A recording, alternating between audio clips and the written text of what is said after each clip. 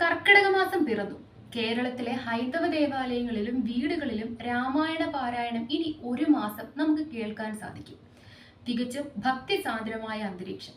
എന്നാൽ കർക്കിടക മാസത്തിൽ മറ്റ് ചില സംഗതികൾ കൂടിയുണ്ട്. അതിൽ പ്രധാനമാണ് ആയുർവേദത്തിലെ സുഖചികിത്സ. കർക്കിടക മാസത്തിന് ചികിത്സയുമായി ബന്ധപ്പെട്ട് വലിയ പ്രാധാന്യമാണുള്ളത്. പ്രധാനമായും മഴ അടച്ചു പിടിച്ചു പെയ്യുന്ന നാളുകളാണ് കർക്കിടക മാസം. വേനലിൽ നിന്നും നിർത്താതെ പെയ്യുന്ന മഴയിലേക്കും തണുപ്പിലേക്കുമുള്ള അന്തരീക്ഷത്തിന്റെ മാറ്റം പലവിധ രോഗങ്ങളും നമുക്ക് സമ്മാനിക്കാം.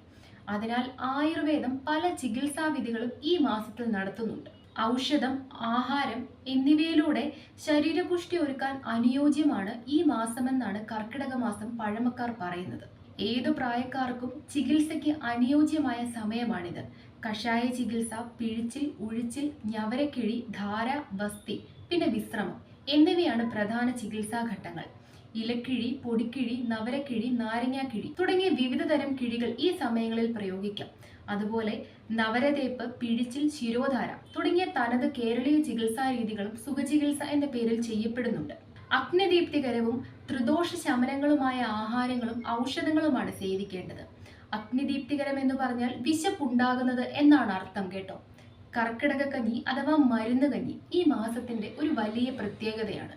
ഇത് കഴിക്കുന്നത് കൊണ്ടുള്ള ആരോഗ്യകരമായ ഗുണങ്ങൾ പലതാണ്. പെട്ടെന്ന് തണുപ്പിലേക്ക് എത്തുന്ന ഈ മാസം ആരോഗ്യം പുഷ്ടിപ്പെടുത്താൻ കഞ്ഞി അത്യുത്തമമാണ്. പഞ്ചകോലം, കൂവളയില, പഴയ മുതിര, ചെറുപയർ, അയമോദകം, ജീരകം, ദശമൂലം, ഇന്ദുപ്പ് തുടങ്ങിയവ ചേർന്ന കഞ്ഞി ആരോഗ്യദായകമാണെന്നാണ് പറയപ്പെടുന്നത്. ഇനി എങ്ങനെയാണ് കർക്കിടക കഞ്ഞി തയ്യാറാക്കുന്നത് എന്ന് നമുക്ക് നോക്കാം.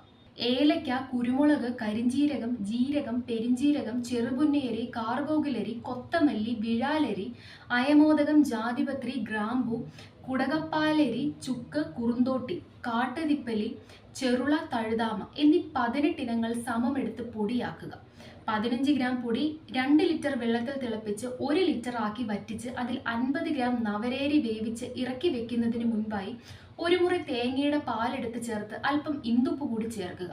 ഈ ഔഷധക്കഞ്ഞി നെയ്യിൽ താളിച്ച് സേവിക്കുക. താള്, തകര, ചീര, മത്തൻ, ചേമ്പ്, പയറ്, തഴുതാമ, നെയ്യൂന്നി, കുമ്പളം, ചേന എന്നിവ കൊണ്ടുണ്ടാക്കുന്ന കറികളും ഈ സമയം കഴിക്കാം. കുടങ്ങലില, പൊന്നാരി വീരൻ, പൂവാങ്കുറുന്തൻ, ചേമ്പ്, ചീര, തഴുതാമ, കോവലില, പയറില, മത്തനില, തകര തുടങ്ങിയ ഇലകൾ ചേർത്തുണ്ടാക്കുന്ന തോരനാണ് പത്തിലത്തോരൻ. ശരീരത്തിന് ഇതേറെ ഗുണം ചെയ്യുമത്രേ. മരുന്ന് കഞ്ഞി കുടിക്കുന്നവരും ചികിത്സ ചെയ്യുന്നവരും സസ്യാഹാരം മാത്രമേ കഴിക്കാവൂ. വറുത്തതും പൊരിച്ചതുമായ ആഹാരങ്ങൾ, ഫാസ്റ്റ് ഫുഡ്, കൃത്രിമ പാനീയങ്ങൾ എന്നിവ ഒഴിവാക്കണം. മുളക്, ഉപ്പ് എന്നിവ കഴിയുന്ന അത്ര കുറയ്ക്കണം. തണുത്ത ആഹാരങ്ങൾ, ശീതീകരിച്ച ഭക്ഷണ പദാർത്ഥങ്ങൾ എന്നിവയും വേണ്ട. കർക്കിടകത്തിൽ കുളി ചെറു ചൂടുവെള്ളത്തിലാക്കണം എന്നും ആയുർവേദ ആചാര്യന്മാർ പറയുന്നുണ്ട്. പുറത്തിറങ്ങുമ്പോൾ ചെരുപ്പ്, തൊപ്പി, കുട എന്നിവ വേണം. വീടും പരിസരവും വയമ്പ്, ഗുൽഗുലു, കുന്തിരിക്കം, വേപ്പ്, അകിൽ എന്നിവ കൊണ്ടുള്ള ഔഷധ പുക കൊള്ളിക്കാം. ഉറക്കമൊഴുപ്പ്, പകലുറപ്പം എന്നിവ പാടിൽ. രാത്രി 8 മണിക്കൂറെങ്കിലും ഉറങ്ങണം.